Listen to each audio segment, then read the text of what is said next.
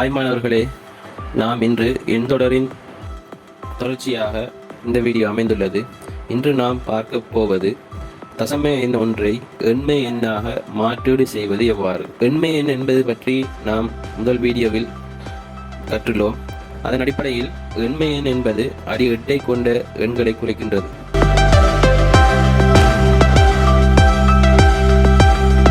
தசம எண் ஒன்றை எண்மை எண்ணாக மாற்றீடு செய்வது எவ்வாறு என்று இந்த காணொளியின் மூலம் நாம் கற்றுக்கொள்ளலாம். இதற்கு உதாரணமாக நாம் 130 பெற்றுக்கொள்வோம். 130 எனும் தசம எண்ணை 8 வகுக்க வேண்டும். முதற்கட்டமாக 130 8 வகுக்கும் போது எமக்கு விடையாக, அதாவது ஈவாக 16 கிடைக்கப்பெறுகின்றது. அதிலும் மீதி 2 கிடைக்கின்றது.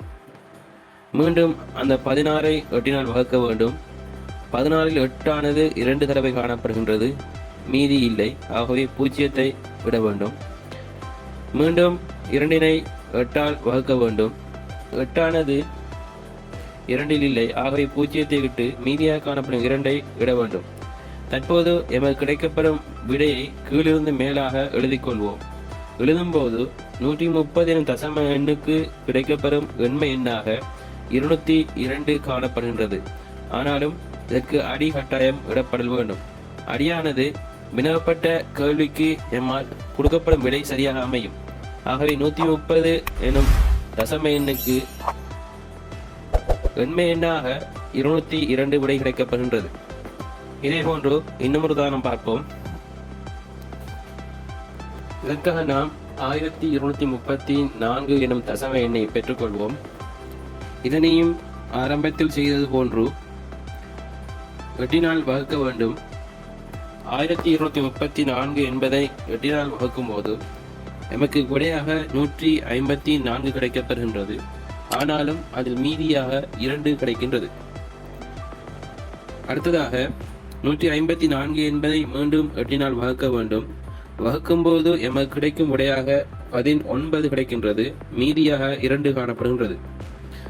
மீண்டும் 8 வகுக்க வேண்டும். 19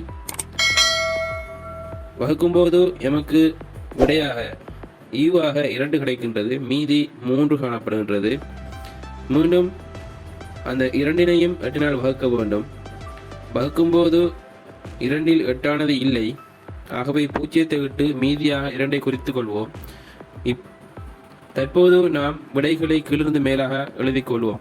எழுதும்போது எமக்கு கிடைக்கும் விடையாக 2322 என்பது எமக்கு விடையாக கிடைக்கின்றது.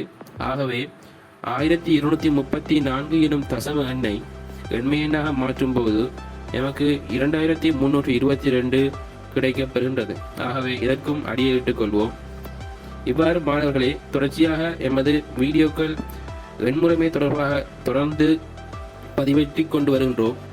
இதன் தொடர்ச்சிகளை ஒன்றன் பின் ஒன்றாக பார்த்து உங்களது எண்முறைமை தொடர்பான சந்தேகங்களை இதன் மூலம் தீர்த்துக் கொள்ளுங்கள். இதனூடாக நான் தரும் பயிற்சிகளை செய்து உங்களது விடைகளை கமெண்ட்ஸில் தெரிவித்துக் கொள்ளுங்கள். தொடர்ந்து இணைந்திருங்கள். இதன் தொடர்ச்சியாக பல வீடியோக்கள் உங்களை வந்து சேரும். இந்த வீடியோ உங்களுக்கு பிடித்திருந்தால் உங்களது நண்பர்களுக்கும் ஏனைய மாணவர்களுக்கும் பிரயோசனம் அளிக்கும் வகையில் பகிர்ந்து கொள்ளுங்கள். நன்றி.